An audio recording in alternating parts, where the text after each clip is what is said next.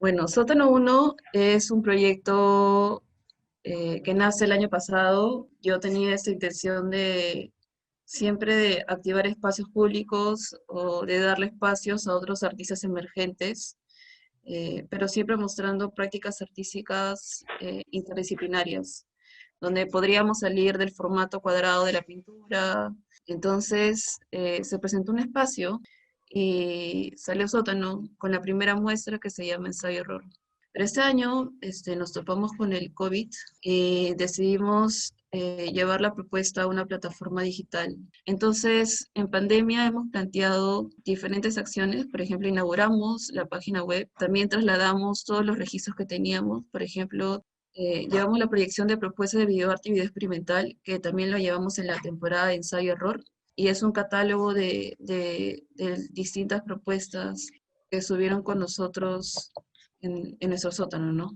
En esta pandemia, que algo que nos pareció súper interesante, que luego también vimos un rebote en las redes, fue las confesiones pandémicas. Nos propusimos en abrir una convocatoria abierta para que distintos trabajadores, artistas, personas que se encuentren creando constantemente nos comenten su día a día, ¿no? Ahora, lo que también estábamos proponiendo de Sótano es que Sótano se involucre como un espacio en el cual constantemente podamos mostrar las diferentes organizaciones, las diversas propuestas, alternativas, no necesariamente posicionadas en un mercado. Sótano uno actualmente se encuentra conformado por Ale Miranda. Ella le está dando como nuevas miradas desde la educación artística, la mediación. Hemos estudiado juntas, entonces también eso es bravo, al igual que Charlie.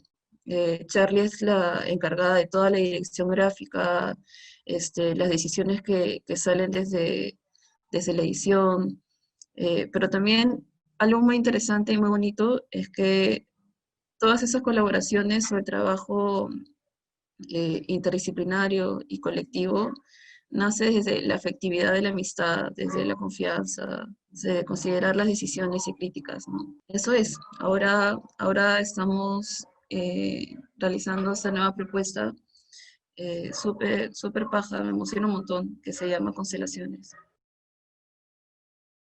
Constelaciones, Conexiones Ciberespaciales de Colectivos Culturales es una propuesta que nace de la idea de empezar a conectar las diversas colectivas que conocemos y que no conocemos también, ¿no? La idea es empezar a poder expandir, digamos, estas redes, ¿no? La forma en la que Sótano se ha venido desarrollando ha cambiado a raíz de la pandemia, como la mayoría de instituciones y de grupos que se dedican a la cultura y al arte, ¿no? Porque ya no es posible tener estas interacciones presenciales. Y el resultado de esto, pues, es que hay esta sensación de aislamiento, ¿no? De individualidad, porque no podemos tener estos espacios comunes como los teníamos antes. A raíz de esto es que empezamos a pensar en cómo poder conectarnos, que era algo tan importante para Sótano, ¿no? Empezar a crecer en colectiva, conocer a las otras colectivas, acercarnos a ellas, poder saber cuáles son sus experiencias, ¿no? Cómo se están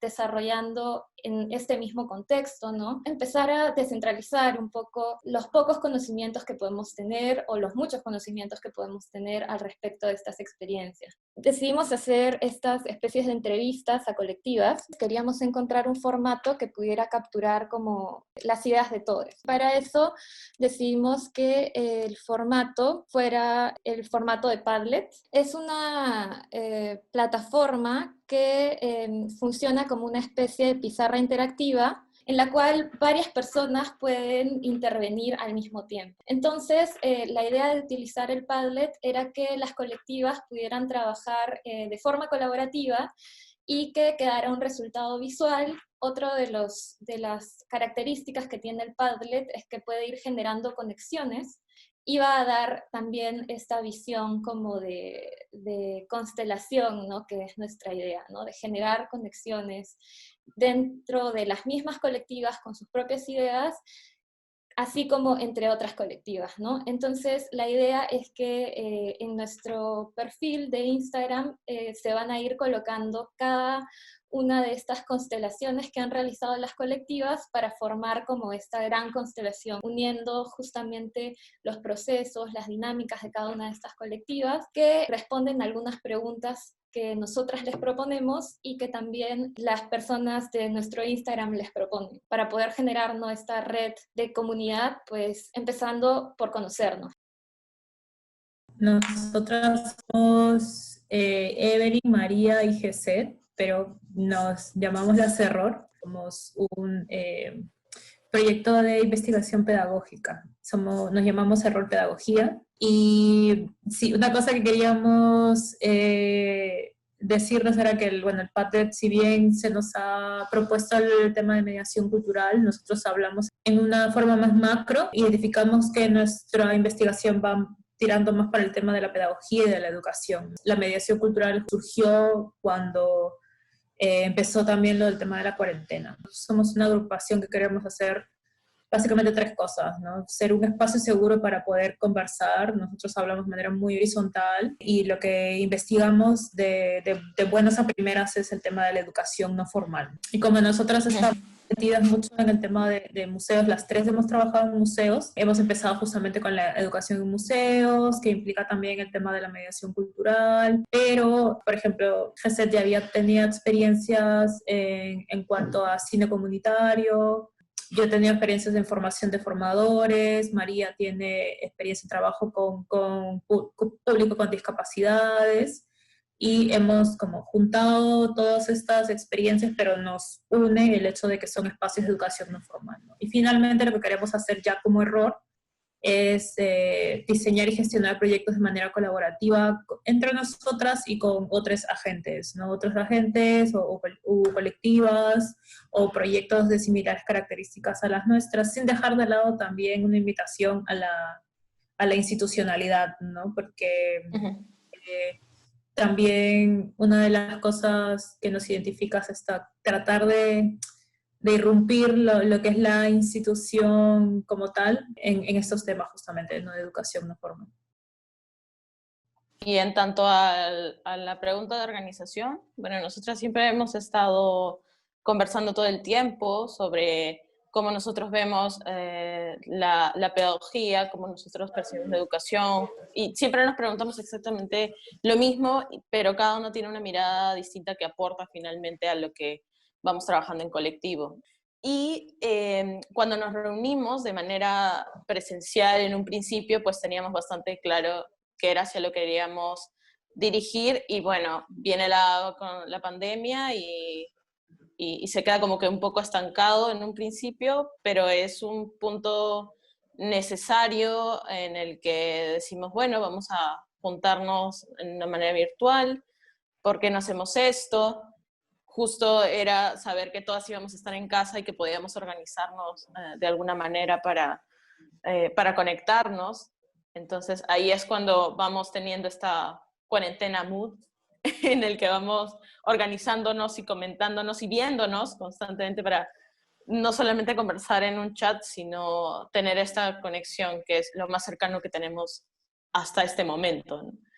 Entonces, todas las reuniones que hemos tenido hasta el día de hoy han sido netamente virtual. Nos hacemos un Zoom, nos juntamos, hablamos, nos vemos las caras, pero vamos co-creando todo el tiempo. Entonces, básicamente ese es el formato de organización que tenemos. Una de las cosas que nos cuestionamos desde siempre cuando iniciamos esta investigación fue en qué momento se nos nombró mediadores, ¿no? O mediadoras, en qué momento nace esta palabra. Ayer lo discutíamos y llegamos a la conclusión de que sí, ¿no? De que de pronto éramos guías de museo, y de pronto porque el polo cambia, nuestro nombre cambia y nuestra función también, ¿no? Entonces, luego de este proceso de investigación nos dimos cuenta que en realidad la mediación como tal y como práctica no es algo que nace desde nombrarnos, sino que nace desde prácticas muy anteriores, ¿no? Cada una viene de experiencias distintas, pero que confluyen en el hecho de ubicarse en la educación no formal, pero al mismo tiempo de trabajar con herramientas de mediación. El trabajo con público implica un trabajo de mediación, ¿no? Implica esta idea de que la mediación es un ejercicio democrático, y es tal cual lo hemos puesto porque nosotras creemos que la mediación en el Perú, si bien no hay un consenso, ¿no?, todavía muy claro, sobre todo desde las instituciones para nombrarnos, nosotras como práctica lo que hemos identificado es eso, ¿no?, que la práctica en sí trabaja con estas formas de ver, con las formas en las que nosotros construimos vínculos, y como tal, dentro de este mundo de las relaciones humanas, tenemos la capacidad de transformar, ¿no?, de transformar nuestras miradas, de transformar la forma en la que nos relacionamos. Y, o sea, de ello es que se puede relacionar también a la pedagogía, porque de la misma manera, la educación también tiene que ser democrática, también tiene que ser horizontal, y también apunta a la transformación social. Bueno, automáticamente todas contestamos que no, ¿no? Ninguna de nosotras ha tenido una formación directamente sobre esta palabra, porque pues como ya lo dijimos, nace desde las instituciones porque nos nombran de esa manera. Sin embargo, lo que sí hemos tenido son procesos de autoformación, ¿no? Y estos procesos de autoformación vienen de estas experiencias anteriores, de experiencias de trabajo comunitario, de experiencias de aprendizaje autónomo, aprendizaje colectivo y colaborativo, y además de formaciones que por ahí cada una, cuando ha ingresado a trabajar a un museo, lo hemos recibido, ¿no? Desde ahí dijimos, bueno, hemos tenido formación, no la hemos tenido porque la hemos aprendido de otra manera, ¿no?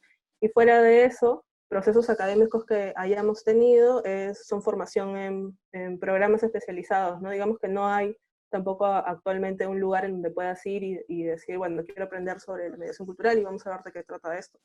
Recientemente, ahora, salió un diplomado de la CLACSO con la UNA, que es de mediación cultural, ¿no? Tal cual. Pero antes de eso, los únicos espacios en donde podíamos, digamos, como que en saber de esto o entender un poco más la herramienta, eran en espacios en donde se trabajaba, por ejemplo, se juntaban diferentes mediadores de diferentes museos, ¿no? Y siempre eran como iniciativas muy chiquitas. Y nuestro proceso, como ya desde Rol Pedagogía, pues nuestra formación básicamente se trata desde el intercambio orgánico entre nosotras, ¿no? Entre juntarnos, conversar, dialogar, no tener certeza, seguir como en ese ejercicio de preguntarnos constantemente, y también en el intercambio que puede haber con otros agentes, ¿no? Como estar aquí conversando con ustedes, o todas estas grandes oportunidades en realidad que hemos podido tener para poder conversar no solamente cómo es la situación de la mediación aquí, sino la mediación a nivel latinoamericano, por ejemplo, con gente en México o con gente en otros espacios que también como que han participado. Estando dentro de una institución, a pesar de que muchas veces no tienes derechos laborales establecidos y hay muchas dificultades económicas o estás por tiempos muy cortos, existe un pago por eso. Pero también existe de alguna manera esta libertad de poder hablar de las instituciones. Hablamos de cómo están funcionando estas instituciones, como un espacio de investigación, como un espacio de reflexión también, porque la mayoría de veces en las cuales hablamos sobre las instituciones es porque hemos estado ahí, hemos estado en una posición dentro de una institución. Entonces, hablamos a partir de eso. Sí, una de las cosas que queríamos dejar justamente en claro es que idealmente el estar dentro o fuera no debería condicionar una u otra cosa, ¿no? No debería condicionar si estás dentro de una institución, no debería condicionar el hecho de poder tener un espacio laboral seguro, un espacio laboral sincero, en pro de mejorar el espacio, ¿no? Tanto en la calidad del servicio que haces y también en cuanto a los derechos laborales, ¿no? Una de las cosas que nos sorprendió mucho al inicio de la cuarentena es que mucha de la gente que trabaja en educación en museos, es decir, los chicos y chicas que hacen los trabajos de sala, no tienen ni idea de derechos laborales, no tienen ni idea. Entonces, eso es una cosa que también nos deberíamos nosotros nutrir en ello, ¿no? Y también está muy presente el hecho de que, mira, ninguna de nosotras tres está trabajando ahorita mismo. En el rubro, ninguna de nosotras tres. O sea, es algo que no tenemos ingresos económicos. Esta sinceridad incómoda que se da no se hace abiertamente, a pesar de la situación que se presentó al comienzo de la cuarentena, ¿no? Y es algo de lo que estamos orgullosas. Nosotros nos consideramos, ahorita mismo no estamos trabajando, como para retomar la última idea, pero sí nos consideramos en este momento usuarias de espacios de arte y de cultura, ¿no? Entonces, nosotras sinceramente, a pesar de haber participado en algunos eventos bueno, con el ciclo digital que abrimos nosotras, con la invitación que tuvimos con el Centro Cultural de España en México y ahora también con una invitación que se tuvo desde el Ministerio de Cultura, se hablaba mucho del tema de mediación, incluso con el Ministerio fue de mediación digital específicamente, y nosotros cogimos el término con pinzas, que es como lo estamos haciendo aquí también, ¿no? Entonces, si nosotros tomamos la palabra mediación como tal, entendemos que es un término que implica generar vínculos, ¿no? Entonces, no nos sentimos partícipes de experiencias como tales, ya sea porque las instituciones están trabajando con las personas que están trabajando, es decir, con muy pocas personas, menos recursos humanos.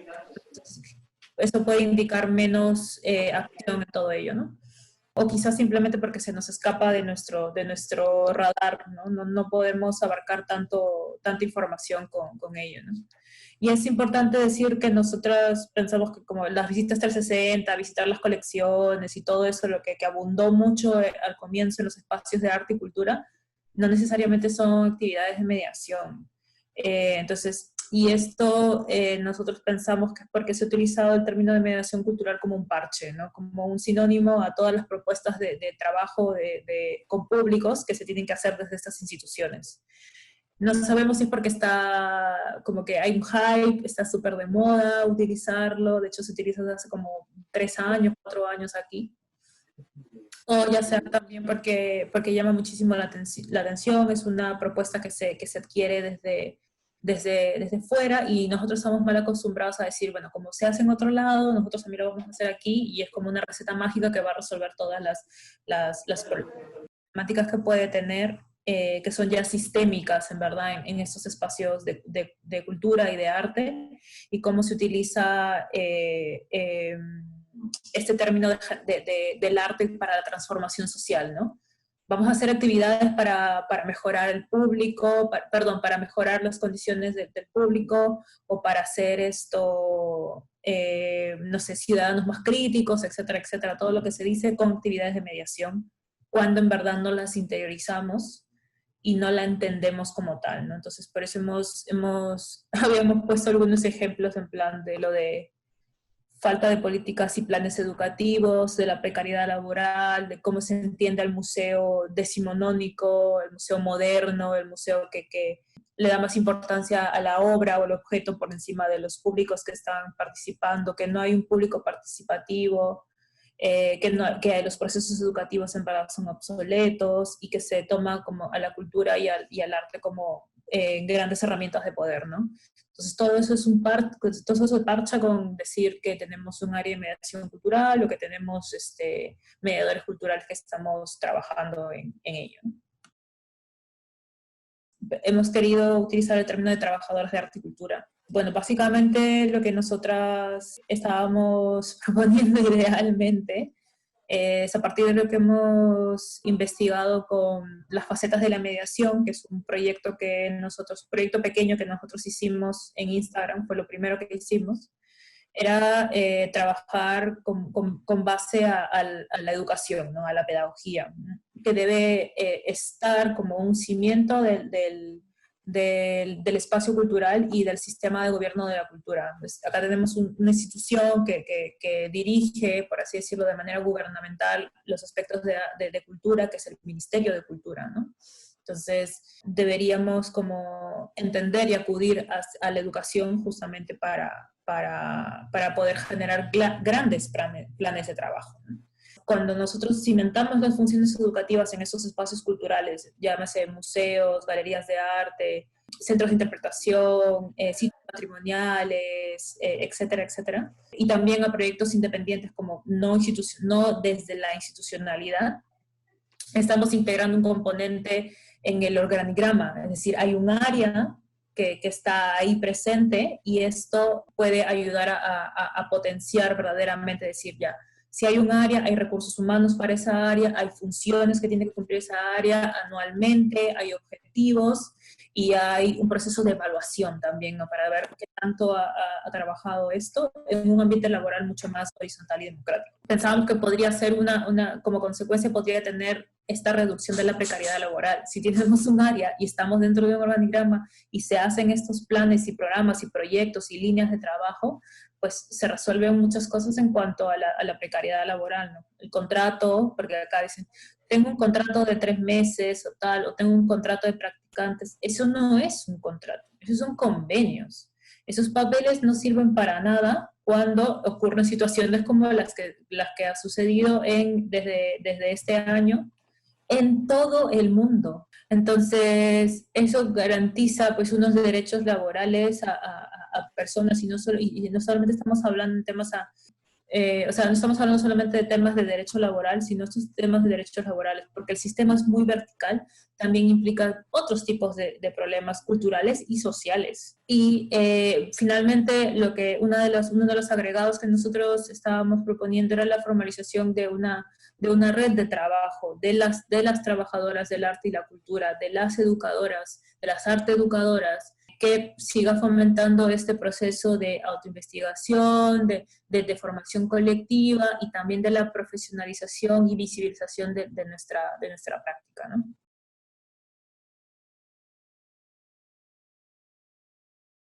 Es que nos enseñan el arte como objeto. A mí en Historia del Arte me han hablado mucho del arte como objeto. Y ayer hablando con las chicas también se dieron cuenta de que sí, a nosotros a mí me enseñan a enseñar arte porque es un objeto, pero no me enseñan a enseñar arte porque me interesa todo el proceso que hay detrás, ¿no? Lamentablemente el ICOM Perú, por ejemplo, al comienzo de la cuarentena dio a entender con un discurso de que eso era lo importante, salvar el objeto artístico, salvar el objeto histórico, salvar el objeto patrimonial. Ya, y el público y la gente. Justo estaba pensando algo que va más que nada como de la formación, ¿no? En la Universidad de Artes Plásticas, ¿no? Y una de las experiencias que para mí fue así como reveladora fue cuando teníamos que hacer el proyecto de investigación final, ¿no? El que iba para tesis. No sé por qué teníamos esta idea constante, ¿no? De querer separarla, como si tu proceso de crear no estuviera después vinculado con cómo lo presentas, cómo lo muestras, o cómo lo compartes con otros, o cómo interactúas con otros al momento de hacerlo. Por eso cuando he estado viendo como temas de mediación, pero de un proceso desde la creación, por ejemplo, con las comunidades, desde la conceptualización, teniendo en claro que hay una mediación de por medio, o sea, desde el inicio, ¿no? Claramente, si tú logras dejar de ver el arte como objeto y como esa cosa separada, como que la creatividad y lo afectivo y todo eso está lejos de absolutamente todo lo demás, ¿no? Se pueden generar verdaderos procesos de intercambio, de conexión, y ya no tendría que pasar eso, ¿no? De que estamos protegiendo cosas que en realidad no son lo que tiene más valor dentro de todo el proceso, ¿no? O sea, el objeto final es... Una excusa. Ajá, exacto. Una excusa. Sí, justo con lo que estás diciendo también, o sea, también me ha pasado, ¿no? Como estudiante, de pronto, recuerdo que llegó un momento en el que yo quería hacer un trabajo que era sobre, pues, bueno, sobre la migración y sobre la venta ambulante, ¿no? Que tenía que ver un poco como, claro, de accesibilidad, pues, ¿no? Mi familia, mis abuelos. Pero en el proceso de tener que investigar más sobre, ya fuera de lo personal, ¿no? El tener que tratar con otras personas. O sea, recuerdo que hice muchas cosas como para poder recoger información de la gente, pero no necesariamente como, no sé, no necesariamente como una encuesta, ¿no? Me acuerdo que hice como una especie de juego de sapito, y no sé, no recuerdo muy bien qué era, pero lo regalaba, ¿no? Lo regalaba, se los regalaba a las personas, y llegó un momento en el que cuando tuve que presentar el trabajo dije, bueno, o sea, esto también ha sido parte, ¿no? Y lo presenté como tal. Y ahí es que te das cuenta, o sea, que desde el mismo proceso, incluso de investigación, cuando tienes que investigar, estás investigando y estás generando vínculos con otras personas, ¿no? Entonces ahí te pones a pensar también, claro, el trabajo final, ¿qué es el trabajo final? O sea, esto es el trabajo, esto es el trabajo, ¿no? El acercarme a las personas, el conversar, el recoger información, el cómo esa información nutre lo que estoy haciendo y lo transforma también, y transforma el discurso que se está dando. Es también lo que digamos que ya a nivel personal es lo que a mí me hace decir, bueno, yo no quiero ser artista, no quiero hacer trabajo de autor, porque hay como toda esta idea romántica del arte como tu obra, o sea, tu obra es la que va a transformar, tu discurso, la belleza que vaya a tener lo que presentes, ¿no? Y en todo eso se pierde lo esencial, que es el vínculo con el otro. Sí, yo solo quería agregar un tanto la experiencia que también tengo, como que en la escuela te dividen como tú aprendes a hacer arte para copiar el arte y luego utilizas la educación para enseñar cómo aprendiste esa técnica. Entonces, así tal cual, ¿no? Aprendo cómo esculpir, genial, pero me quedo en enseñar a esculpir, genial, a una persona a la que probablemente le interese o no le interese. Eso supuestamente ya yo debería saber cómo hacer para introducir a las personas a admirar el arte o decirles que el arte es bueno, que el arte es bonito, que el arte puede transformar, pero si yo no sé qué herramientas puedo utilizar para esa transformación, entonces no sirve de nada y continúo poniendo el objeto como el punto final y no todo lo que viene detrás. Entonces, es eso, ¿no? Pensar en este tema educativo desde las artes, no nos ponemos a pensar qué hemos hecho antes de llegar a ese objeto, ¿no? A nosotros también nos pasa que en San Marcos nos enseñan mucho a admirar, no mirar necesariamente, pero a admirar mucho, ¿no?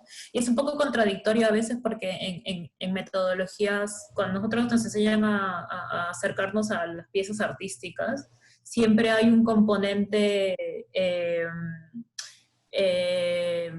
iconográfico, preiconográfico e iconológico, ¿no? Y cuando tú ya hablas del iconológico, tú tienes que entender que una pieza de arte es consecuencia de una situación económica, de una situación social, de una situación cultural, ¿no? O sea, existe todo un mundo de personas, toda una sociedad detrás de detrás de cómo se hace una pieza artística, de características artísticas, ¿no?